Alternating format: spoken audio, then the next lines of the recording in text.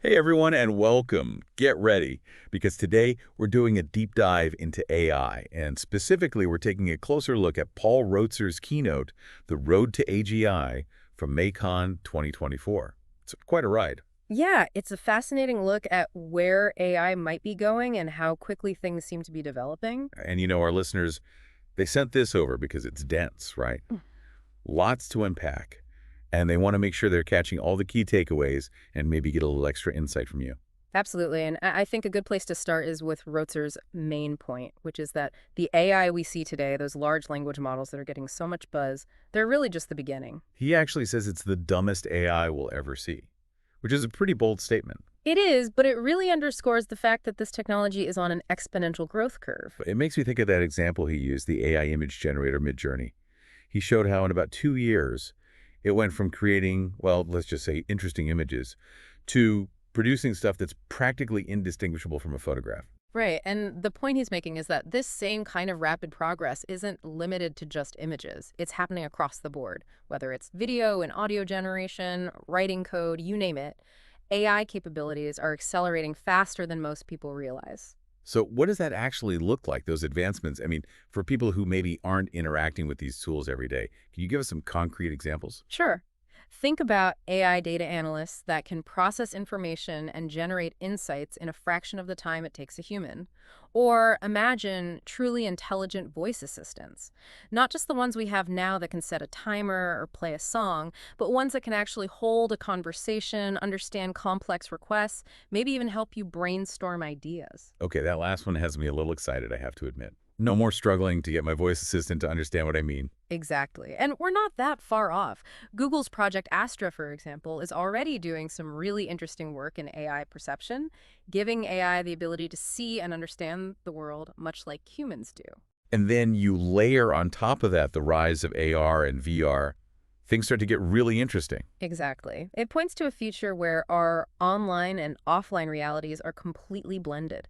The way we experience the world, how we interact with brands, even how businesses market to us will be totally different. It's almost a lot to take in, isn't it? It is, but it's important to start wrapping our heads around it now because it's coming whether we're ready or not. And a big part of that future, at least for many in the field, seems to be this idea of artificial general intelligence, or AGI. It's kind of the holy grail that a lot of these companies like Google, OpenAI, even Elon Musk with XAI are all chasing. And it's interesting because there isn't even a universally agreed upon definition of what AGI actually is. It's true. I mean, in the keynote, Roetzer even points to how much the opinions vary about what AGI will actually look like.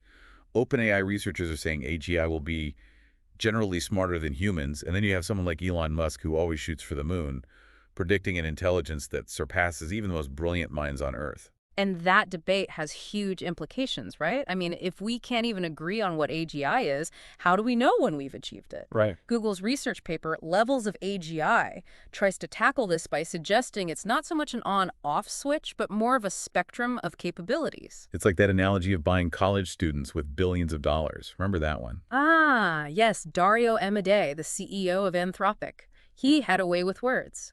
He was basically comparing training these massive AI models to saying, okay, if I spend $100 million, I can get a college freshman level of general intelligence, but if I spend $1 billion, I might get a grad student. So is there a secret team out there, do you think, celebrating their billion-dollar AI lottery win with their brand new PhD-level AI? Huh. I kind of doubt it. But it is an interesting analogy, right? It makes you think about who has access to this technology and how they're choosing to use it. Which brings us to another thing Roetzer mentioned, that document that was leaked from OpenAI outlining their internal levels of AI development. It hasn't been officially confirmed or anything, but even if it's just a glimpse into what they're working on, it's still pretty fascinating. And one of the things that stands out is their focus on developing more sophisticated reasoning engines, and maybe even more interesting is the idea of AI agents. AI agents. Okay, now that sounds like something straight out of science fiction. Are we talking like little digital spies roaming around the internet? What exactly are we talking about here? Well, think of AI agents like really, really capable assistants. But instead of scheduling appointments or sending emails, they can understand your goals, strategize, and actually take action on your behalf. So let's say you need to analyze a competitor's marketing campaign. Your AI agent could gather all the data, identify the trends, and even suggest counter strategies, all while you're free to, I don't know, grab a coffee or work on something else. Okay, that's either incredibly helpful or a little terrifying, depending on how you look at it. It's understandable to feel a mix of excitement and apprehension. I mean, the potential impact on businesses is huge. We could be talking about automating entire workflows, potentially changing entire industries as we know them. I think it's safe to say we've covered a lot of ground already, from the race toward AGI to the rise of these AI agents and what it all could mean for the job market as we know it. But there's a lot more to unpack, including those AI clusters that you mentioned. Absolutely. We'll be diving into all of that and more right after a quick break.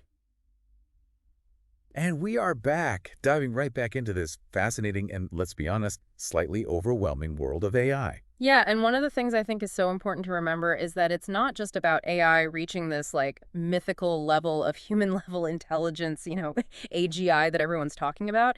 It's that even at, say, 50, even 75% of human capability, it has the potential to completely transform industries. And Roetzer really hits on this in his keynote.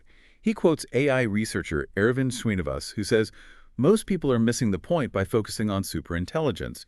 Even if AI never becomes as smart as the average human, it can still automate a significant portion of human work. It's like, picture this. Imagine AI assistants that can draft reports, analyze data, even create content, and all of that at a fraction of the speed and cost of their human counterparts. Think about what that does to fields like marketing, customer service, even software development. I mean, it was interesting because Roetzer even shared a story about a book called, I think it was AI First.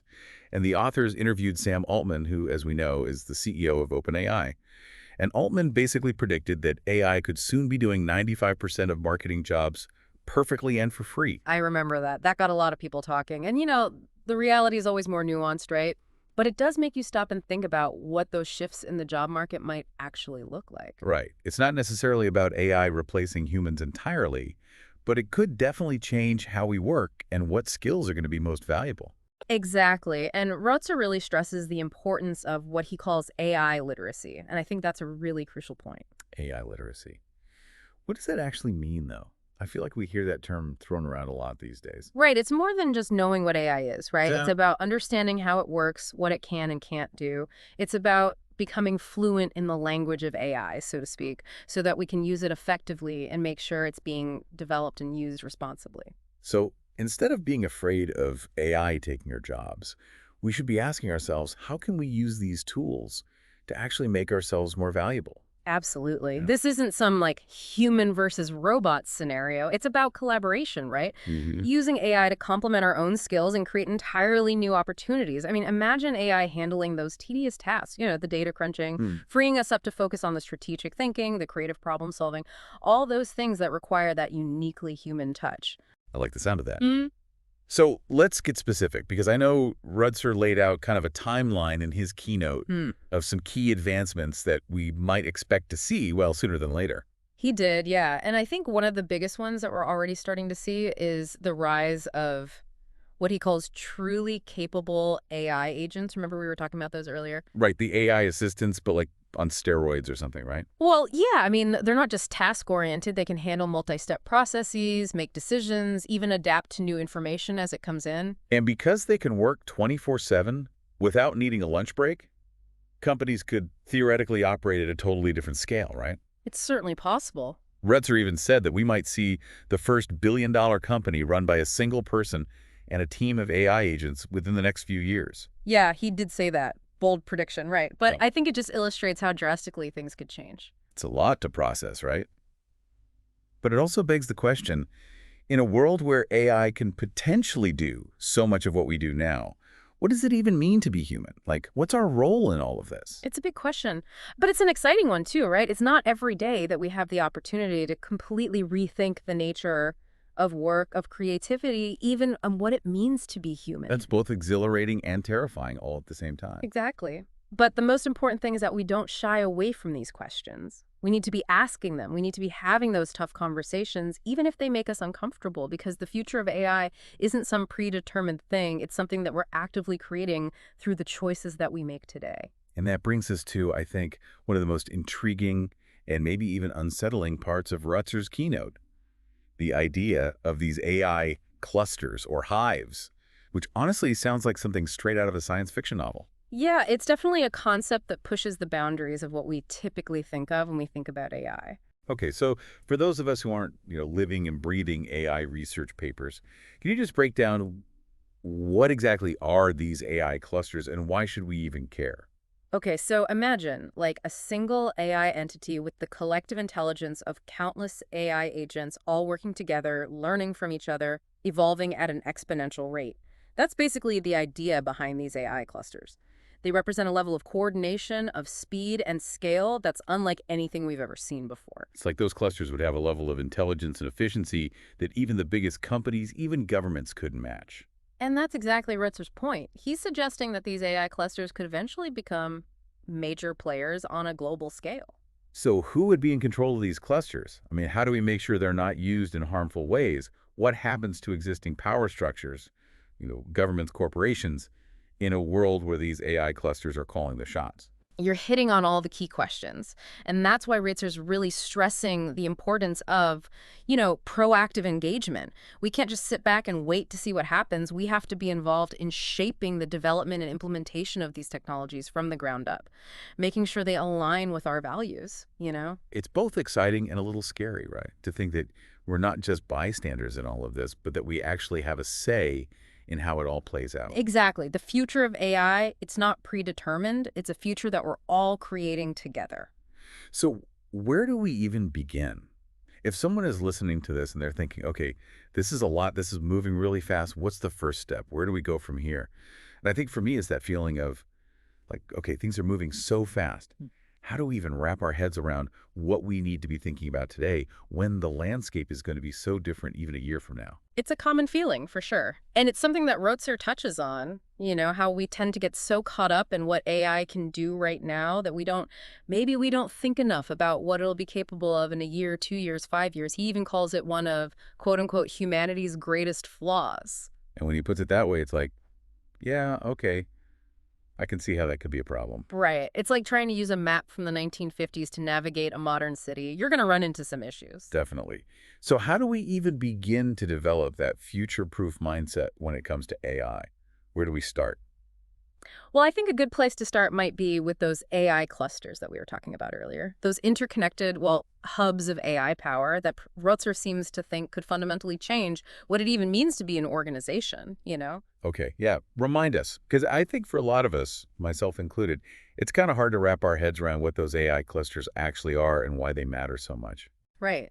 So think of it this way. Imagine a single entity with the combined intelligence of countless AI agents, all working together, constantly learning from each other, evolving at a speed that's almost impossible to comprehend. That's essentially what Roetzer is describing with these AI clusters. They represent this level of coordination and speed and scale that just dwarfs even the largest organizations in existence today. It's like those clusters could potentially operate on a whole other level, right? Like even nation states wouldn't be able to keep up. Exactly. And Roetzer even suggests that these clusters could become major players on a global scale. Okay, hold on, because now we're getting into some really big questions here. Like who controls these clusters? How do we make sure they're not used for, bad stuff? What happens to governments, to corporations, to all these existing power structures if these AI clusters are really as influential as Roetzer seems to think they could be? It's uncharted territory. And I think that's why Roetzer is placing so much emphasis on being proactive, on not just waiting around to see what happens, but being actively involved in shaping the development and the use of these technologies, making sure that they align with our values, that they benefit humanity as a whole. So it's not just about AI literacy anymore. It's about AI leadership. Exactly. It's about taking responsibility for the future that we're creating. Mhm. And that starts with, like you said, asking the tough questions. Yeah. Even if they make us uncomfortable, even if we don't know the answers yet. Right, and demanding transparency, Yes, accountability, from the people and the companies that are building these technologies. It's exciting, right? But it's also a little intimidating to think that, like, we're not just along for the ride here, that we actually have a role to play in how all of this unfolds. It's a huge responsibility, but it's also an incredible opportunity. The future of AI isn't predetermined. It's something that we're all creating together right now through the choices that we make. I love that. Okay, so to kind of bring it all home, if we had to distill everything we've talked about today down to one key takeaway, what would it be? Embrace the unknown. Don't be afraid of it. Equip yourself with knowledge. Get involved in these conversations. Be an active participant in shaping the future of AI. Because in a world that's getting smarter every single day, it's those uniquely human qualities, our curiosity, our empathy, our creativity. Those are the things that are going to make all the difference. I think that's a perfect note to end on. That's it for our deep dive into the future of AI. We hope you found it insightful, maybe a little mind-bending, but ultimately empowering. Until next time, keep exploring, keep learning, and keep asking those big questions because that's how we create a future that we can all be proud of.